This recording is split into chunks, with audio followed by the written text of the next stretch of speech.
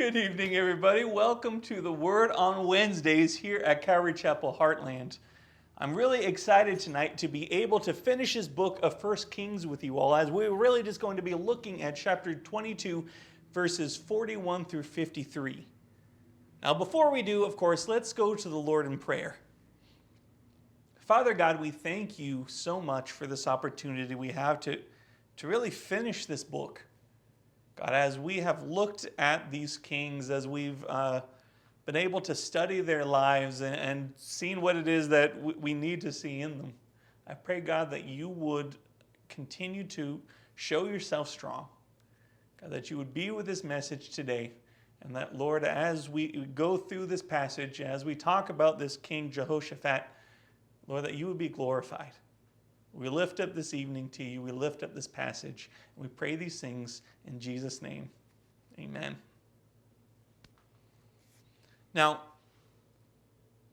the book of 1 Kings and really 2 Kings too is really a study of the lives of the kings of Israel, starting with the King Solomon. And we looked at the life of Solomon really in the first 11 chapters. But after chapter 11, we found that in chapter 12, something interesting happened. Israel split into two separate nations, with the nation of, Israel being in the north and the nation of Judah being there in the south. And it's been at this point that we have been really looking at just the two kingdoms side by side as they've been continuing on.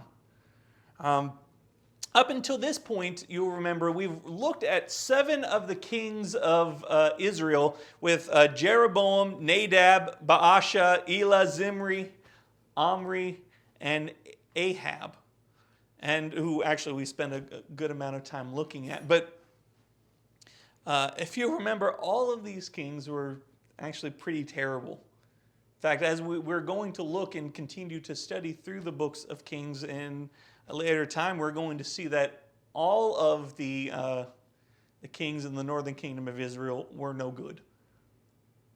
But meanwhile, we've also, at the same time, been looking at the kingdom of Judah, who really up until this point has had 4 kings: Judah, Rehoboam, Abijah, and Rehoboam, Abijah, and Asa. And the 4th king, which ruled mostly during the time of Ahab, this guy, Jehoshaphat, who we're going to be looking at today. Now, of the 4 kings that they had, we found that at least 2 of them have been good. Asa was a good, godly man, a good, godly king, and we're going to see today that Jehoshaphat followed in his example. So we're going to look at that here in verse 41. It says, Jehoshaphat, the son of Asa, had become king over Judah in the 4th year of Ahab, king of Israel. Jehoshaphat was 25 years old 35 years old when he became king, and he reigned for 25 years in Jerusalem. His mother's name was Azubah, the daughter of Shilhi, and he walked in all the ways of his father Asa. He did not turn aside from them, doing what was right in the eyes of the Lord. Now, Jehoshaphat, if you remember, we actually met him earlier here in chapter 22 when he went with Ahab to go to battle. But if you remember, really at that point, we didn't really know much about this guy.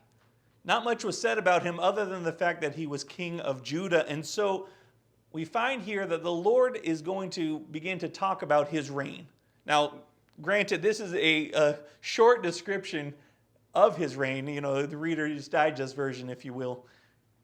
But what we're going to see is that Jehoshaphat was a good king. Now, as we mentioned, it says here that he was the son of Asa. Now, if you remember back in chapter 15, Asa was, for the most part, a really good king. Right? After Solomon had really began to turn away from the Lord and began to bring in a lot of pagan worship, we find that then Solomon's son, Abijah, went and continued in that practice. He went and sought to do the worship of all these other gods, and he really began to turn the people's hearts away from the Lord because of it. But then after Abijah died, we find Asa began to rule. And in doing so, we found that because he loved the Lord, he brought about a lot of reforms.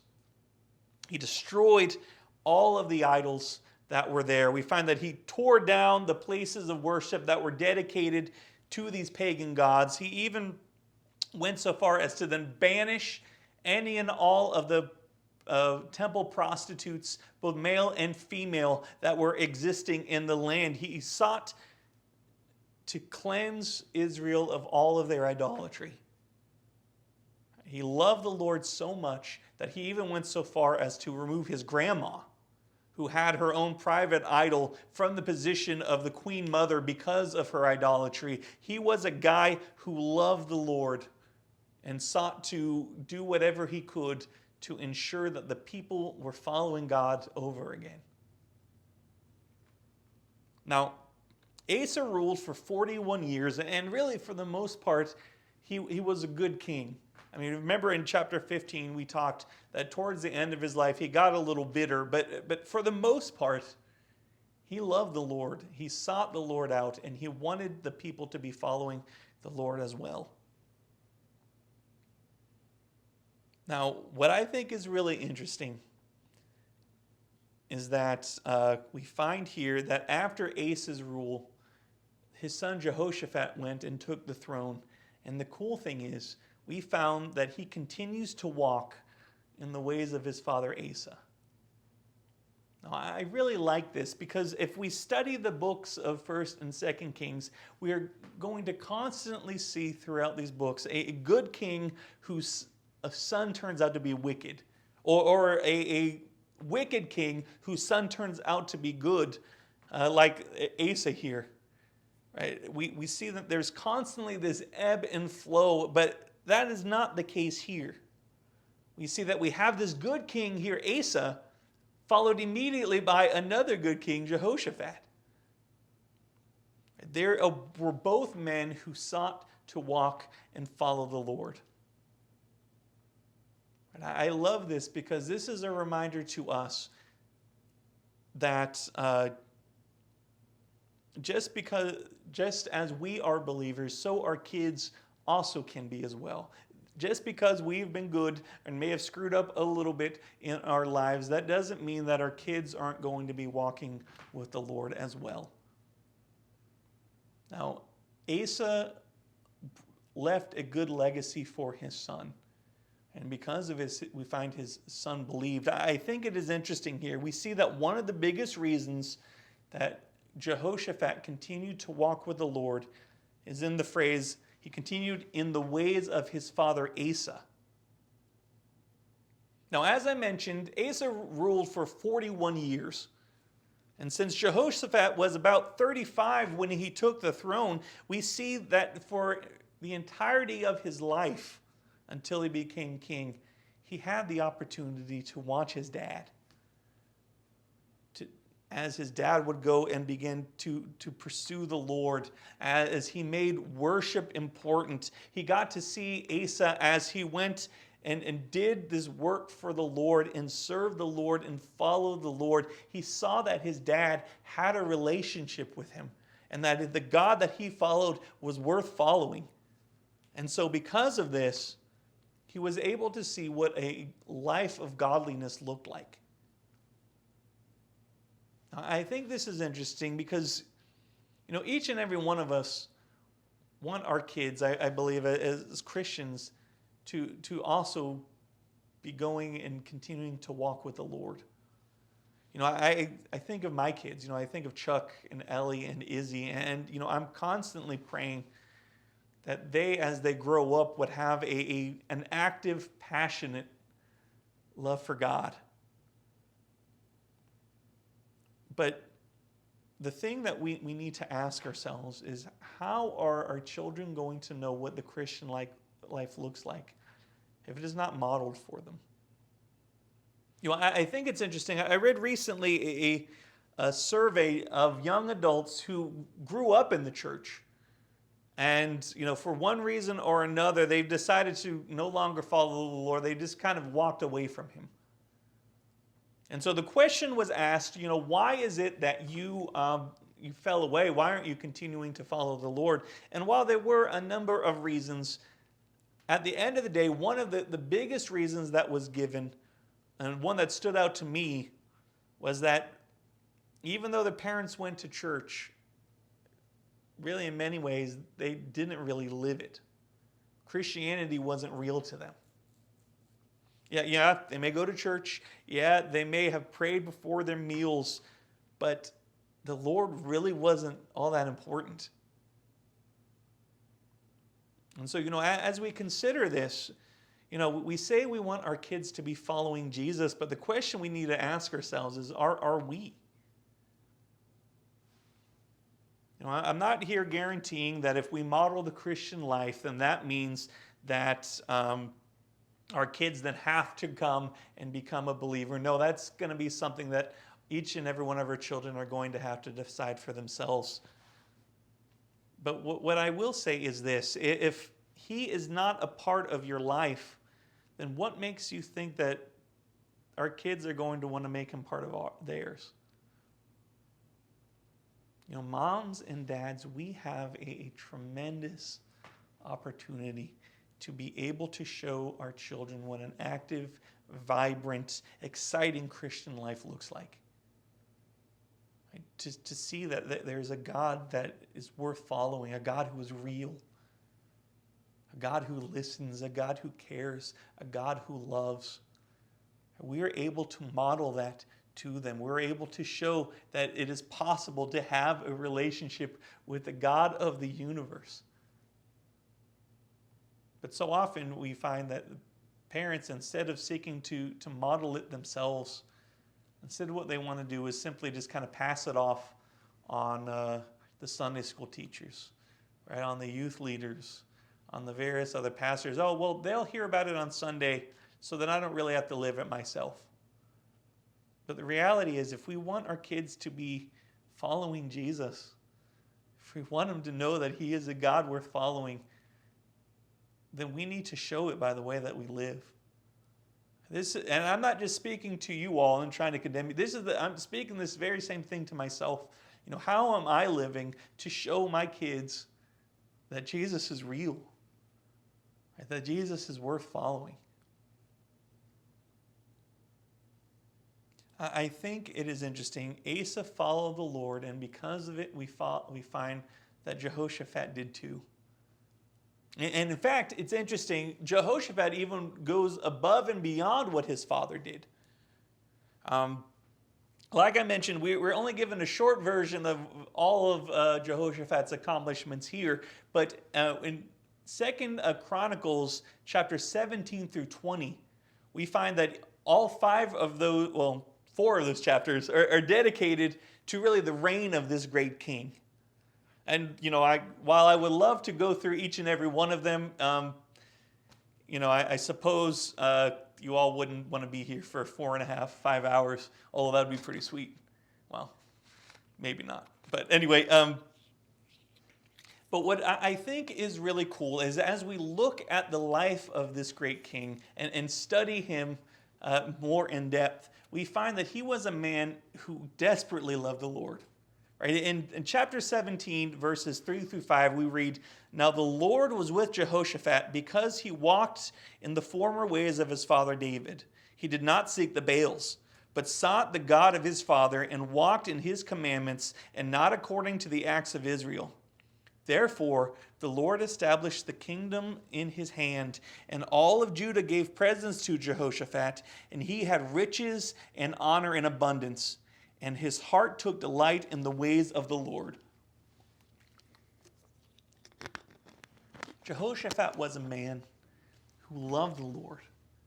Right? He sought to follow him, and as such, we find that because of it, he was blessed. Not only did he get riches, but we also in chapter 17 find in a few more verses down that he even began to garner the respect of the surrounding nations. The Philistines and the Arabians began to give him tribute. Right? The Arabians gave him flocks. We find that he became more and more powerful. And in fact, as Edom began to get even more weak, the country in the southeast of them, we find that he was even able to then put a deputy in there and put them in charge. He became a powerhouse. I think it's interesting. Some consider the reign of Jehoshaphat to be the zenith of the power of the zenith of power there during his reign. Now, whether or not that's true is debatable, but what is interesting, though, is that he was faithful to the Lord. He was willing to follow him, even when times get difficult. And as you'll see when you read yourself the passage in 2 Chronicles, that he had to go to battle. There were times where things got hard, but he continued to follow the Lord, and because of this, he was greatly blessed. And what is even cooler, though, is as he continued to grow in power and grow in esteem, even through all of this, he continued to follow the Lord. You know, there are some who, because they get power, next thing you know, they stop relying on him. But that was not Jehoshaphat. He was a man who kept seeking him. In fact, not only did he desire to seek for the people to be growing in the Lord, he also sought for the people to be doing it as well. We also find in chapter 17 that he goes and he sends teachers and priests all throughout Judah to go and to make sure that the people knew and heard the word of the Lord, right? He taught them the law so that they too could have this personal relationship and have this understanding as to who the God that they served was. He was a man that loved the Lord, and he loved him so much that he wanted everybody to love him as well. Now, though he was a great king, and though he loved the Lord, this doesn't mean, though, that he was perfect. And we see really at the end of verse 43, as well as in verse 44, it says, "Nevertheless, the high places were not taken away, for the people offered sacrifices and burned incense on the high places. Also, Jehoshaphat made peace with the king of Israel." Now, the high places were essentially hills where people would go to worship. It was typically done to worship pagan gods, and the thought was that, we build this place on the hill because then we'll be closer to the gods that we are worshiping. And while Jehoshaphat and really his father before him, Asa, had removed these the pagan high places, it would seem that the ones that were for the worship of Yahweh, of the God of the Bible, that they still existed. And many of these were old. In fact, some date all the way back to the days of Samuel, which was even before the monarchy had even began, even the united monarchy with Saul. These things were old. They were kind of encamped in the tradition and everything of Israel. But the thing is, though the Lord had allowed them to worship in these places before in the past, we find that when the temple was built, that God said that it was there now he was to be worshipped. It is there sacrifices were to be made. It is there that the incense was to be burnt, not on all of these other hills. If you wanted to worship God, you needed to do it in the way that he prescribed. But we find that the people went and continued to worship on these hills anyway. Now, on one hand, we look and say, well, I'm glad that these people are worshiping. Yeah, they're not doing it where he wanted, but it's good that they're at least listening to this. But I mean, in many ways, you look at this and you realize, well, they're worshiping, but they're worshiping in disobedience. And so if you're worshiping in disobedience, are you really truly worshiping the Lord? Jeroboam, the king and the first king of the northern kingdom of Israel, right? He created his own religion that supposedly worshiped God, but worshipped in the way that he desired and he transcribed. Right? And so to go about worshiping in these high places, even though you might be sincere, even though you might think that, oh, well, at least I'm worshiping God, it wasn't the way that he wanted them to do. I think it's interesting. We see throughout history that the first step to apostasy is rejecting or ignoring God's word. And this is really a big reason why these high places were such a big deal and why they needed to be torn down. Because in going and continuing to worship on these high places, which was essentially the Israelites just copying what it is the Canaanites and the other pagan worshipers would do. We find that what they are essentially doing is opening the door then for people to fall right back into idolatry. Because, I worship God in this way. So next thing you know, I'm going to start worshiping Baal in this way. It's the same, right? And all these other gods are doing it. It's basically the same thing. I think it's interesting. We find that, Asa had already torn down all the pagan high places. And yet by the time Jehoshaphat is now ruling, not 20 years later, all these high places are back again to all of these foreign gods. This just shows that essentially what Jehoshaphat did and what Israel was doing was they were allowing the enemy to have a foothold in a place. And they may think, this may not be God's best, but it's fine. But in doing so, what it was doing was opening them up for their own destruction. As believers, we seek to walk circumspectly, if you will. We often seek to remove all of those big things, right? The major sins, if you will, in our life. But it can be so easy for us to begin to continue in maybe some of the smaller things. Or to think, it may not be God's best, but it's not that big a deal. It's not really sin per se. So because of this, let me go and continue in it.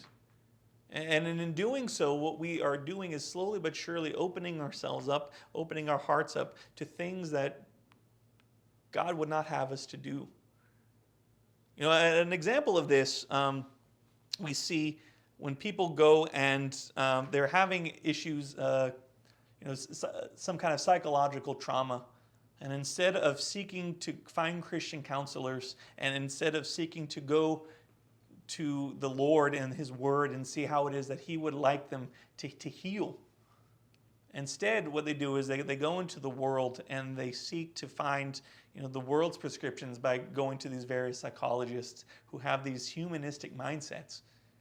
And yes, okay, I'm doing this because, it's not the big a deal. Maybe I should see a Christian counselor, but, they're more expensive or whatever it may be. And so I'll just go to see this other worldly psychologist. And next thing you know, they begin to change your worldview. They begin to change the focus. And next thing you know, instead of a focus that is on the Lord, your focus then becomes on self. You see this also where, and even physically, where people, they get injured and they go and they see a doctor and the doctor says, go see a chiropractor. And the chiropractor says, well, you know what? Actually, there is this guy that we know who's really into, meditation, holistic medicine, and all of this. And you go and pursue that. And then because of it, your back will be feeling better in all of this. So next thing you know, you are going to a place where you're opening yourself up into the New Age philosophies and mindsets and worldviews. And next thing you know, it can be so easy for us to begin to fall into this very stuff. There's a danger for us to allow there to be things that, or to act in ways that the pagans do, thinking, well, I Christianized it, so it's okay. But the thing is, if God hasn't said that you should be worshiping in that way, if God hasn't said that you should be heading in that direction, then you shouldn't be heading in that direction. These things may seem small and in of themselves not even seem bad, but if you continue in them, they can have devastating consequences on your life, right? On your walk with the Lord, really on your soul. Jehoshaphat, though he sought to remove much of the idolatry going there, he didn't go far enough. He wasn't thorough enough, and so because of this, he allowed these high places to exist. And in doing so, it was a gateway to so easily begin to slip right back into the paganism that the people had been just coming out of under the rule of Asa. Now, in addition to not tearing down the high places, we also see in verse 44 that Jehoshaphat had another issue. It says, also Jehoshaphat made peace with the king of Israel. Now, if you all remember last week, Jehoshaphat had made an alliance with Ahab. And Ahab, because of it, used that alliance to have him to go and enter into a battle that he really shouldn't have been a part of in the first place. And because of this caused all kinds of issues. But what I think is interesting is that Jehoshaphat went and he made this alliance because he cared about Israel. He cared about the people, which there's nothing wrong in of itself with that. But he then began, because of it, to ally himself with people who were anti-God. I think it's interesting. We find that after the events that happened that we saw at the beginning of the chapter, where they go and they fight the Syrians and all of this, it caused there to be all these problems, right? Ahab is killed in battle and everything. That we find that during this battle, Jehoshaphat winds up in a place where he's looking around, the Syrians are surrounding him, going to kill him, and he has to cry out to the Lord, and the Lord has to help him and get him out of there in order for him to go and survive this. But what is interesting, what we don't see in 1 Kings 22 is when he gets home, God sent this prophet Jehu to go and to call him out. He confronts him and he says, should you help the wicked and love those who hate the Lord? We see this in 2 Chronicles 19, verse 2. He says, should you help the wicked and love those who hate the Lord? Ahab and his family were wicked. They did not love the Lord. They did not seek him out. In fact, in many ways, they did everything in their power to keep people from following the Lord. And even later in Ahab's life, when he went and supposedly turned back to the Lord, right? We found he repented in chapter 21 and all of this. Really, at the end of the day, he still wasn't interested in following God. All he was interested in was making sure that he would be able to avoid judgment. And so, because of this, we find that these were not people that you would want to ally yourself with, to make an alliance with, because all they are going to do is bring about trouble. And yet we find Jehoshaphat, this good, godly king, this man who loved the Lord, goes and he makes friends with them. He allies himself with them, and he even goes so far as to not only marry into his family himself, but even goes so far as to allow his son to go and marry into that family as well.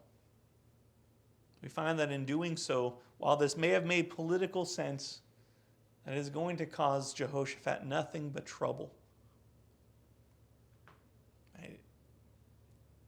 God, and because of this, we find that God tells him that he shouldn't have gone and made this alliance in the first place.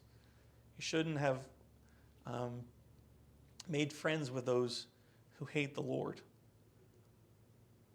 Now, Paul would say something similar to us in 2 Corinthians chapter 6, verses 14 through 16, where he says, do not be unequally yoked together with unbelievers. For what fellowship has righteousness with lawlessness? And what communion has light with darkness? And what accord has Christ with Belial? Or what part has a believer with an unbeliever? And what agreement has the temple of God with idols? For you are the temple of the living God. Now, often this passage is used to talk about entering romantic relationships. And I think to some degree, rightfully so. I mean, you shouldn't get into a romantic relationship with someone who's not a believer. But this passage, though, applies to more than that. Right? As Christians, we are not to make close friendships, right, business partners, or enter into ministries with people who aren't saved. Now, the reason for this is not because we think we're better than everybody, or because everybody out there is so terrible, and we just need to make sure that we stay away from the wickedness of the world. I mean, I guess there's some degree of truth in that, but the reason instead is simply that at the end of the day, we have different goals. We have different focus and mindsets and pursuits. Because at the end of the day, our focus, the purpose of our life, the thing that we are seeking more than anything else is to please our Lord. Right? It is to walk in Him, to honor Him, to give Him glory. But that is not the priority of those in the world. That is not the priority of the unbeliever. And so because of this, we're going to find that in the end, our goals are going to be different. Our focus is going to be different. Now, this, of course, isn't to say that we can't have any interaction with those who are in the world. When an unbelieving coworker comes up, in the morning, go, hey, how's it going? You shouldn't just be like, I'm not going to have anything to do with you, sinner, right? And just slowly turn away, kind of thing. No, that's not how we're supposed to respond at all, right? How else are we going to reach a lost and dying world if we're not actually going to go and talk and interact with them? But the point that he is making here, and the point really that the Lord is making with Jehoshaphat as well, is that while we can have work friends who aren't believers, we can have people that we talk with. At the end of the day, while we can have work friends, right, they shouldn't be our best friends.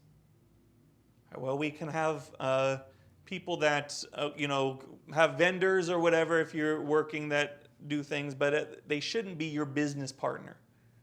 While we can be doing ministry and all of this and accept donations, let's say it's a food bank from unbelievers, we shouldn't be then putting them on the board. The reason for this is because we're different. We have different priorities, and aligning ourselves with them is not going to cause anything but trouble. And what I think is interesting is not only will this cause there to be problems for us, we also are going to find that associating and allowing unbelievers to have influence in our lives will also affect negatively our family as well. A good example of this is Jehoshaphat. As we continue to study in 2 Kings, we're going to see in chapter 8 that Jehoshaphat's son, instead of walking in the ways of his dad, is instead going to be led away. We read, it says, and he walked in the ways of the kings of Israel, just as the house of Ahab had done, for the daughter of Ahab was his wife, and he did evil in the sight of the Lord. Part of the reason that we need to watch out who we partner with, who we let into our lives, is that they're not only going to be affecting us, but they're also going to be affecting our family. And because he let them in, because he welcomed them with open arms, they were able to come in and begin to lead his son astray. And so because of it, instead of continuing to have a dynasty of good or righteous men, we are going to find that instead he's going to be led into a path of destruction. Now, these two things, not tearing down the high places and making an alliance with Israel, mark really are two bad marks on an otherwise great king there of Judah.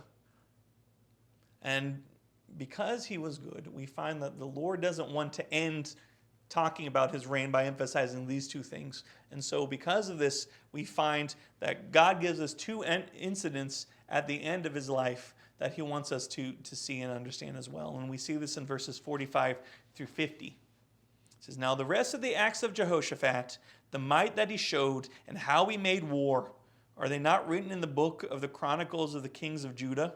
And the rest of the perverted persons who remained in the days of his father Asa, he banished from the land. There was no king in Edom, only a deputy of the king. And Jehoshaphat made merchant ships to go to Ophir for gold. But they never sailed, for the ships were wrecked in Ezion-Geber. And Ahaziah, the son of Ahab, said to Jehoshaphat, "Let my servants go with your servants in the ships." But Jehoshaphat would not. And Jehoshaphat rested with his fathers and was buried with his fathers in the city of David his father. Then Jehoram, his son, reigned in his place. Now, not wanting to leave on a low note, God gives these two instances in the life of I'm blanking on his name already, Jehoshaphat, that the Lord wanted him to know and wanted us to know. And the first we see in verse 46, where it says that he banished the perverted persons. Now, when we talk about perverted persons, and we talked about this when we were in chapter 15 with Asa, this isn't just somebody makes those crude jokes or whatever. What this is referring to is a male or a female prostitute that was used in that day for the various pagan worship of different deities, specifically like the Ashtoreth and all of this. These were people that would come in and they would basically entice people to come and worship by performing various sexual acts. Now, his father had already removed them during his reign. But either he had not been super thorough, or towards the end of his life, he had become more lax when it came to pagan worship. Whatever it may be, we see that because of it, these people had come back. And so we find then that Jehoshaphat deals with them more drastically. And what's interesting, unlike his father who would simply remove them from the land, the word here for banished that Jehoshaphat did in the Hebrew means to burn. In fact, this is the only time in the Old Testament where it's translated banish. And so what this probably means is that they weren't just kicked out of the land, which is what Asa did, and that's what the word in the Hebrew meant for Asa. Instead, what this means is that they weren't just kicked out, but instead they were killed. I think the ESV translates it the best when it says that he exterminated them from the land. Jehoshaphat had them executed to ensure that these people wouldn't be able to come back and begin to entice the people again. He knew what kind of threat that these people posed. And because he did not want his people to be falling away, to be worshiping these other gods, because he loved his God enough and he loved the people enough, he did what he could to remove this threat from them so that they would not be continually enticed.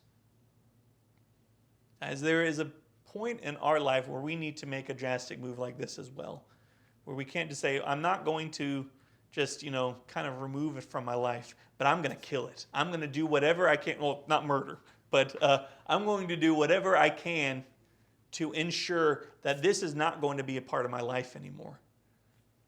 I'm going to nail this sin to the cross. I'm going to turn from it. I'm going to deal with it strongly, maybe even on behalf of those I love, so that they won't be continuing in the sin either. He did so because he knew that this was going to be necessary in order to keep the people from continuing to fall right back into the same sin. Right? Jehoshaphat dealt with this drastically. And yes, though he didn't tear down the high places, he did tear them down when they involved pagan worship. And so we find here that this shows just how serious he took idolatry. But in addition to that, we're also given this story in verses 47 through 49, which involved Israel. Now, during this time, as we mentioned, Edom had become a weakened nation. Right? It didn't have a king, and so someone was set up as a deputy and all of this. And because of this, we find that Jehoshaphat, who was the powerhouse in the area at the time, he went and looked at Edom and thought to himself, hey, with Edom, I now have access to the Red Sea. So perhaps now it is time for me to begin to build ships and begin to sail merchants out, so then both through the Red Sea and in the Mediterranean, and so I can start making bank. And so we find that he goes and begins to do just that. Right? 2 Chronicles 2:20 tells us that he goes, and as he begins to plan this stuff out, that he goes and he makes an alliance again with Israel. This time with Ahab's son Ahaziah. And he makes his plan to go now and to go and send these fleets out so that both nations can be really rolling in the dough. No, but as they're building and as the ships are getting ready and they're being transported and all of this, we find that God sends a prophet to him in verse 37 in 2 Chronicles that said, "Because you have allied yourself with Ahaziah, the Lord has destroyed your works." And we find that's exactly what happens here, back here in 1 Kings 22. In verse 48, we find the ships were wrecked at Ezion Geber. Now, we don't exactly know how they were wrecked, but they were. These ships were destroyed. And the Lord showed him all the more that he shouldn't be making this alliance.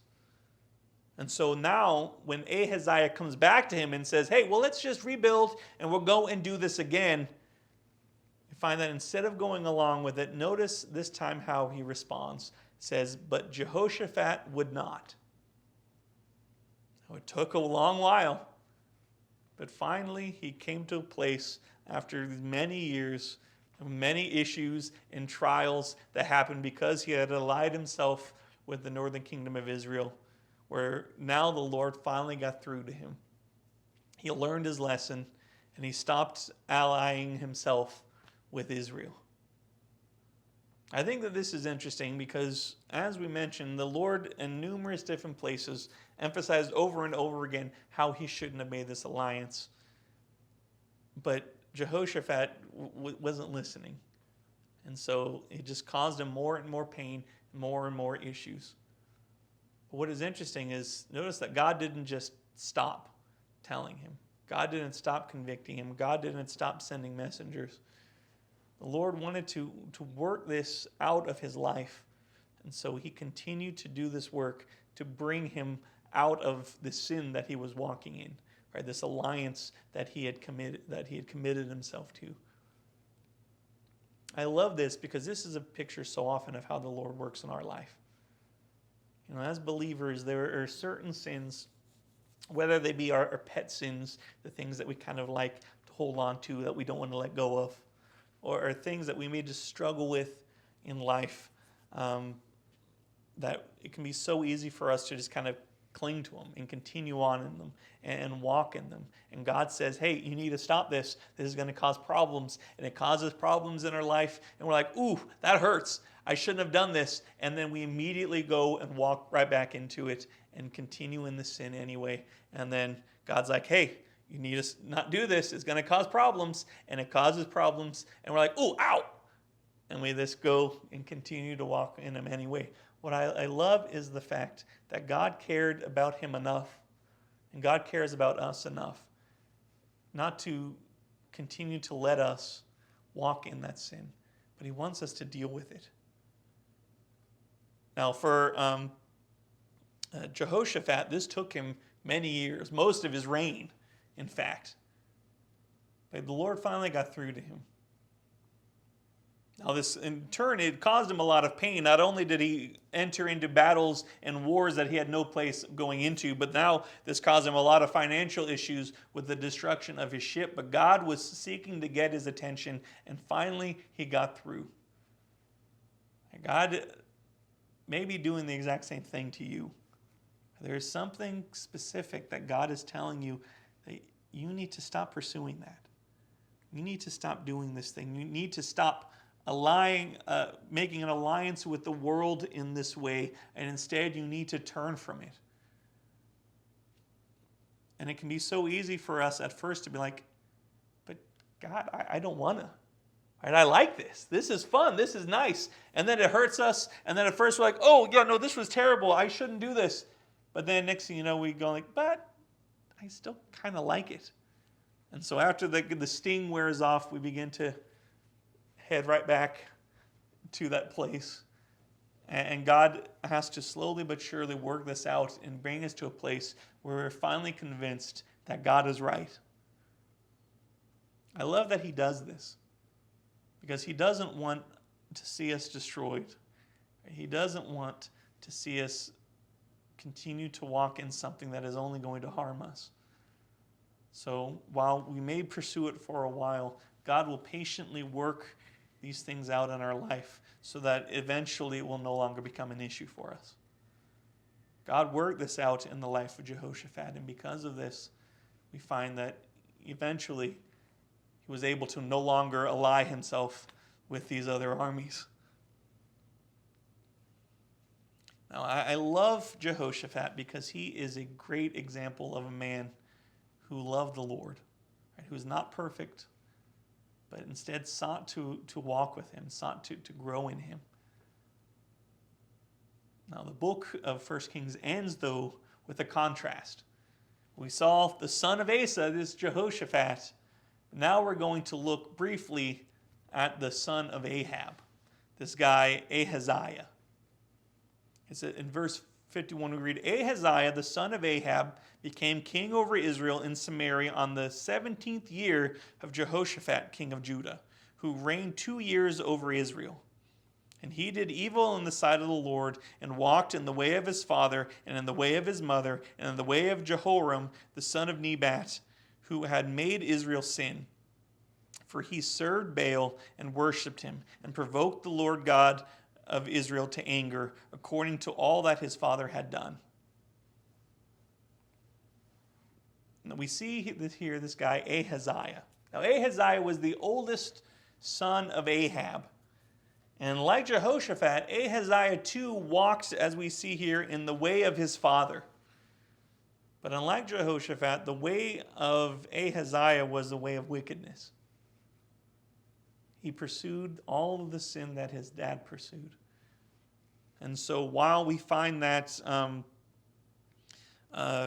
Jehoshaphat was a man who prospered and was blessed of the Lord, as we're going to see when it comes to the life of Ahaziah, that he is going to be a man who is in many ways cursed by the Lord. Right? Because of his wickedness, we're going to find, really in chapter 1 of 2 Kings, that judgment is going to come on him and he's going to be heading towards destruction. Right? Both men walked in his father's footsteps, but only one walked in integrity.